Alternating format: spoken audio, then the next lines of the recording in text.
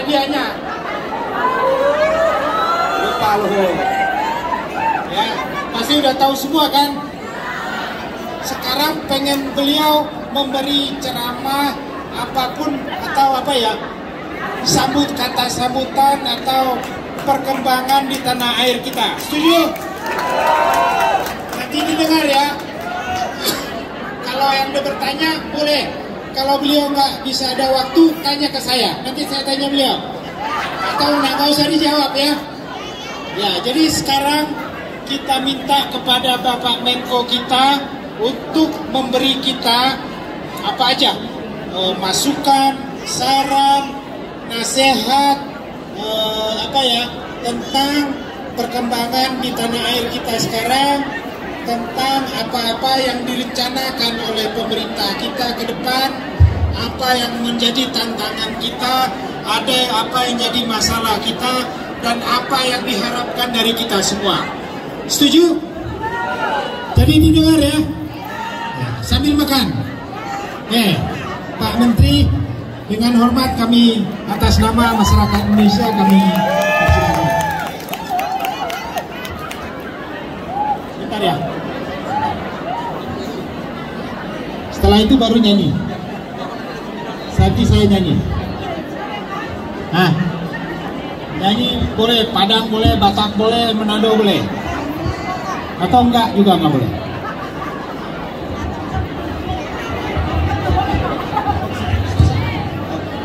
Pinjam ya, pinjam standnya. Selamat sore teman-teman, Bapak Ibu sekalian. Saya Luhut Panjaitan. Saya senang sekali bisa bertemu dengan Bapak Ibu sekalian. Saya baru datang dari Jerman. Kemarin ada acara G7 di Jerman. Kemudian nanti besok ada acara bilateral dengan pemerintah Belanda. Saya ingin memberikan sedikit update pada Bapak Ibu sekalian, apa sih yang terjadi di tanah air kita, supaya Bapak Ibu semua juga tahu. Saya minta waktu kalau boleh 15 menit, kalau boleh agak tenang sedikit. Jadi saya ingin mulai dengan slide ini. Kalau kita mau melihat visi Indonesia 2045, menjadi negara maju dan pusat peradaban maritim. Jadi kalau Anda lihat di pertumbuhan ekonomi kita, rata-rata dunia kita sekarang salah satu negara yang terbaik. Kuartal kemarin satu saja kita masih tumbuh 5%-an walaupun COVID.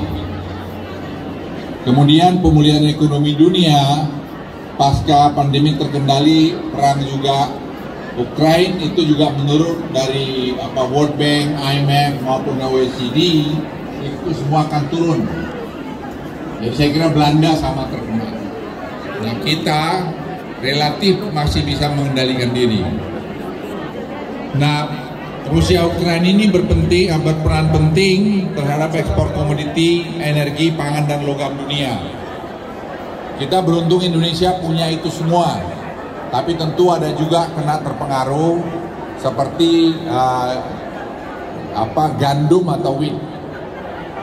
Nah, ini kita untung harga komoditi batubara kita kuat.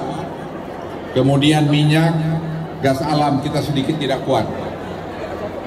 Kemudian kalau kita lihat juga kontribusi daripada Rusia Ukraina ini seperti di slide ini sangat besar berpengaruh, khususnya negara-negara yang dekat dengan Rusia Ukraina. Nah, kalau Anda lihat, ya maaf ini, kalau Anda lihat dunia itu mengukur satu negara itu salah satu inflasi. Indonesia itu inflasinya termasuk yang paling kecil. Di bawah Anda lihat kita per hari ini 3,5%. Mungkin sampai akhir tahun kita akan coba 4-5%. Negara-negara lain itu inflasinya cukup tinggi. Dan itu yang membuat mereka juga kewalahan. Kenaikan harga energi dan bahan pangan berdampak terhadap banyak negara dunia. Tapi Indonesia sampai hari ini kita masih bisa memanage dengan baik. Karena kepemimpinan Pak Jokowi itu bisa betul-betul memberikan contoh yang baik. Karena ujung-ujungnya apapun adalah ketauladanan. Jadi pemimpin itu harus memberikan ketauladanan, dan Pak Jokowi saya lihat memainkan peran itu dengan baik. Nah, pasca pandemi ini Indonesia juga dihadapkan tantangan perubahan pada aspek sosial, ekonomi, dan teknologi. Jadi di sini juga banyak diaspora. Sekarang ini momentum yang bagus juga Anda melihat begitu banyak pekerjaan Indonesia menyangkut salah satu adalah hilirisasi downstream industry. Jadi perubahan sistem kesehatan Indonesia itu sekarang berjalan sangat baik. Ya, saya ulangi, berjalan sangat baik akibat tadi COVID-19. Kita melakukan reformasi atau transformasi mengenai kesehatan. Kemudian begitu juga akselerasi otomasi digitalisasi. Kita hampir semua sekarang mulai mengarah digitalisasi, membuat efisiensi sehingga membuat ekonomi kita lebih kuat. Yang ketiga itu peningkatan peran dari AI dan Big Data.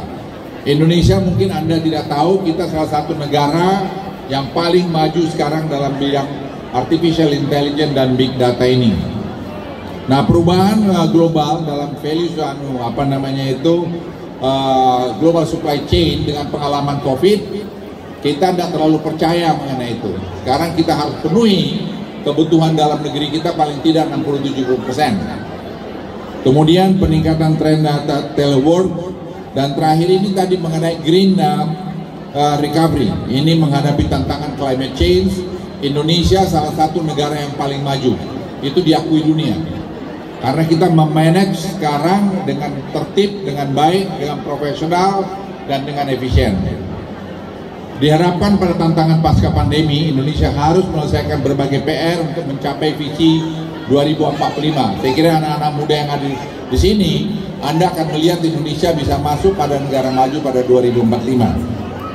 Kita ada 5 tantangan. Bagaimana kita mengendalikan COVID? Tadi saya dari Berlin tadi pagi jam 9 masih ada Zoom call dengan Jakarta. Kita sudah menyiapkan laporan Presiden.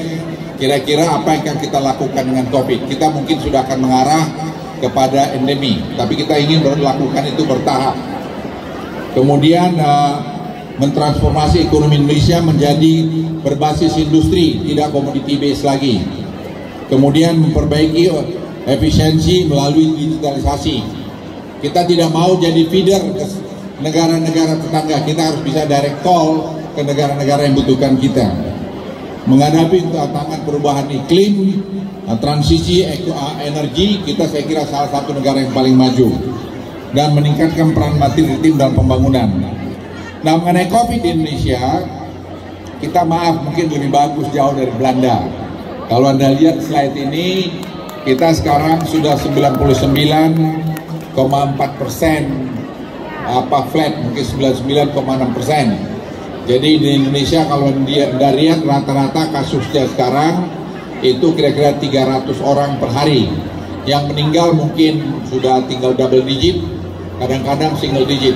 Dan ini salah satu hal yang bagus. Jadi rawat inap terus turun, inap rendah, kasus kematian juga turun mungkin dekat 100%. Tadi positivity rate juga sudah 0,4%. Jadi we are leading on this area. Kemudian penanganan pandemi kami lakukan berbasis data. Jadi berbasis data yang kita engage dengan Facebook, Google Traffic, dan NASA. Nah, karena kita nanganin itu COVID baik, dampaknya pada ekonomi. Anda lihat tadi misalnya pertumbuhan ekonomi kuat, kita sangat kuat dibandingkan banyak negara lain. Anda bisa lihat di slide, kita tuh nomor 3, 5%-an. Kemudian juga pertumbuhan ekspor kita yang terbaik di dunia. Tahun lalu ekspor Indonesia tertinggi sejarah itu 232 miliar dolar. Dalam keadaan COVID pun ekspor kita yang tertinggi di dunia.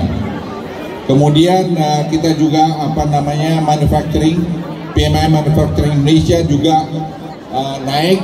Dan terakhir itu investasi. Investasi Indonesia pada waktu tahun lalu itu tumbuh double digit, yang sebelah kanan kiri bawah.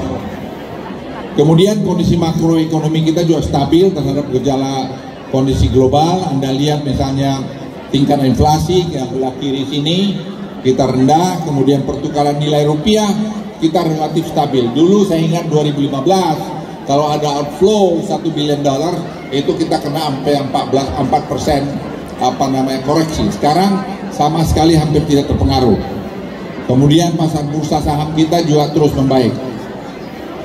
Nah, hilirisasi orang-orang Indonesia Timur sekarang kalau lihat peta ini, di Indonesia Timur sudah 7 spot yang kemarin Tesla atau Tesla melakukan peninjauan dan mereka kagum melihat Indonesia sudah begitu maju dalam hilirisasi. Itu yang membuat Indonesia itu leading dan mereka tertarik melihat kita. Kemudian hilirisasi nikel sudah baru fokus pada besi baja seperti Anda lihat. Tadi yang nomor merah itu adalah lithium baterai. Kita akan menjadi produser lithium baterai mungkin nomor 2 mungkin pada tahun 2027. Nah, di Eropa nanti tidak ada lagi mobil mobil fosil, itu semua pakai EV. Nah, EV kita akan menjadi produsen salah satu EV terbesar di dunia. Ini semua Anda lihat yang kanan atas itu adalah ekspor kita tadi besi baja yang terbesar mungkin nomor 2 di dunia setelah Cina. Dan kalau Anda lihat hilirisasi industri berkontribusi terhadap ekspor, dan ini akibatnya kita punya trade deficit dengan Cina itu salah satu yang rendah. Dulu $27 miliar, tahun lalu hanya kurang dari $2 miliar, dan tahun ini kita akan plus atau surplus dengan Cina, sehingga Cina itu bikin anti dumping ke kita. Jadi kalau ada orang bicara Cina mengontrol Indonesia, sama sekali tidak benar. Kemudian hilirisasi ini mendorong, kalau mungkin ada yang dari Morowali, dulu di Morowali cuma 8%, sekarang sudah 70%, ini angkanya udah lebih, mungkin 73%. Sekarang juga di mana di Wedabi, Halmahera Tengah, itu juga demikian. Nah, ada satu proyek besar sekarang sedang jalan, itu $132 miliar di Kalimantan Utara. Ada tadi hydropower 10.000 megawatt, solar panel 10.000 megawatt, dan juga 2 TCF gas. Ini akan mempekerjakan orang mungkin dekat 150.000 sampai 200.000 orang. Apa yang dibuat di sana? Kita akan buat petrochemical terbesar di dunia, sudah groundbreaking, sekarang sudah kerja. Mungkin kalau Anda berkunjung 1 tahun dari sekarang, itu sudah akan semua kelihatan. Kita juga akan membuat new energy baterai, yaitu 265 gigawatt. Artinya kita akan bisa membangun 3 juta mobil listrik di sana dengan green energy. Dan kemudian kita juga akan nanti melihat sampai kepada semiconductor. Potensi pengembangan hilirisasi Indonesia akan lebih lanjut seperti slide yang berikut. Yang ini tadi merah itu akan banyak turunannya turun. Jadi saya ingin sampaikan pada Anda. Saya sampai pada kesimpulan, tidak ada negara maju yang pengen negara berkembang supaya jadi negara maju. Jadi kita sendiri harus membuat kita jadi negara maju. Visi tahun 45 tadi. Jadi oleh karena itu kita harus kompak, kita harus kerja. Memang ada elemen-elemen yang tidak suka melihat Indonesia maju. Itu saya beritahu kepada Anda, karena saya ngalami sendiri melihat ini. Nah, peningkatan ekspor dan PDB per kapita Indonesia beberapa dekade depan akan seperti ini. Jadi kita awal naik kita nanti akan terjadi 2024. Sekarang sudah naik, tapi kita akan lihat pertumbuhan ekonomi kita secara konservatif akan rata-rata 5,7%. Tapi angka itu saya pikir bisa lebih dalam 10 tahun ke depan, sehingga income per kapita kita 2030 saya kira akan berkisar lebih dari $10.000. Nah, digitalisasi saya sudah singgung tadi, sistem elektronik terintegrasi dan pengadaan pemerintah seperti ini. Jadi tidak ada pengadaan pemerintah lagi yang tawar-tawaran, semua digitalize. Dengan demikian akan mengurangi korupsi, akan membuat industri-industri dalam negeri. Dan ingat, government procurement itu ada 1.600 triliun atau setara $140 miliar setiap tahun. Ini saya kira penting Anda ketahui. Sistem informasi mineral dan batu bara juga kita buat sehingga semua digitalize, sehingga penerimaan negara tahun ini akan lebih mungkin dari 30 daripada target, mungkin lebih dari $30 miliar atau $35 miliar, yang bahkan banyak kita salurkan untuk tadi pembangunan di sana sini. Kemudian juga tadi 10 pelabuhan laut kita semua akan kita bikin digitalize, dan sekarang sudah mulai jalan, dan kita berharap nanti seperti saya singgung tidak akan menjadi feeder pada pelabuhan-pelabuhan sekitar kita. Kita bisa direct call, sehingga itu akan menurunkan cost kita efisiensi di Indonesia. Kemudian juga investasi data center, kabel bawah laut, itu dulu kita dari Hong Kong dan dari Singapura, sekarang tidak. Kita langsung dari Amerika, dari 6 landed point daripada fiber optik dari luar negeri, sehingga kita punya data center yang lebih bagus sekarang ini. Kemudian tadi pedesaan selama 6 tahun terakhir, pemerintah sudah mengucurkan tadi lebih 500 triliun rupiah atau setara 41 miliar dolar. Nah, apa yang terjadi? Sebenarnya terjadi satu, hilirisasi, yang kedua tadi efisiensi, yang ketiga dana desa, dan yang keempat memang harga komoditi. Itu membuat ekonomi kita sekarang ini benar-benar kuat, tumbuh, dan lebih bagus dari banyak negara. Dan terakhir tentu penanganan COVID yang bagus, sehingga ekonomi kita tetap bisa jalan dengan baik. Nah, tadi sudah saya singgung potensi energi terbarukan Indonesia. Kita punya 437 gigawatt. Tidak ada negara dunia mungkin yang punya seperti kita. Ada kita punya tidal, ada kita punya geothermal, ada punya air, dan sebagainya. Nah, Indonesia memiliki potensi carbon pricing yang sangat besar. 75-80% karbon itu pricingnya ada di Indonesia. Jadi kita tuh super power dalam ini. Dan itu akan menghasilkan dana yang miliaran dolar untuk kepentingan Republik Indonesia. Saya kira saya sampai di sini, dan saya berharap Bapak Ibu sekalian bangga tetap jadi orang Indonesia, dan ya, Indonesia itu tambah hebat, tambah kuat. Dan sekali lagi saya titip, jangan pernah Anda berpikir bahwa ada negara maju yang ingin negara berkembang jadi negara maju. Jadi kita harus membuat kita jadi negara maju. Untuk membuat kita jadi negara maju, kita harus tadi pendidikan. Oleh karena itu sekarang diaspora kita sedang coba lihat. Sekarang udah banyak mulai kita undang, ada dari Amerika, Profesor Ari misalnya, untuk datang membantu pertanian. Nah, kemarin ada Profesor Jeff dari Illinois Institute of Technology. Dia juga membantu kita dalam lingkungan. Misalnya membuat plastik, botol plastik yang bisa ngapung, sehingga bisa dikolek, tidak turun ke bawah. Nah, dari Belanda apa? Nah, saya kira pasti ada diaspora kita yang hebat. Kita akan ingin senang sekali mengakomodasi mereka. Ini saya kira oleh-oleh Presiden Jokowi menyampaikan salam hangat pada Bapak Ibu sekalian yang hari ini bisa hadir sini. Sekali lagi terima kasih atas perhatiannya. Kalau ada yang mau nanya silakan. Bagaimana kebijakan Indonesia untuk masalah COVID ini kan sudah mulai melunak ya, sudah mulai membaik. Itu apakah ada nanti di masa mendatang atau di sabar ini untuk kita yang orang Indonesia yang di Belanda, khususnya saya sudah jadi warga negara Belanda, itu sangat susah untuk Indonesia karena mengharuskan vaksin. Apakah nanti ada perubahan atau kebijakan baru yang tidak mengharuskan vaksin? Itu pertanyaan saya. Makasih. Vaksin itu kan sebenarnya buat keselamatan kita ya. Jadi kalau Anda divaksin ya kan bagus. Sekarang kita tuh tetap moderat, tapi kami hati-hati. Tidak ada masalah. Sekarang Anda siapa aja datang. Tadi saya baru telepon rapat Zoom call dengan para gubernur, dengan para pakar-pakar epidemiolog kita. Itu kita sepakat, kita sekarang sudah pada titik yang rendah. Tapi sekali lagi kami hati-hati melihat ini. Kita melihat transmisi selama 3 bulan ke depan. Tapi kalau Bali apa semua, Jakarta sudah bebas datang. Tapi tetap kami hati-hati. Terima kasih.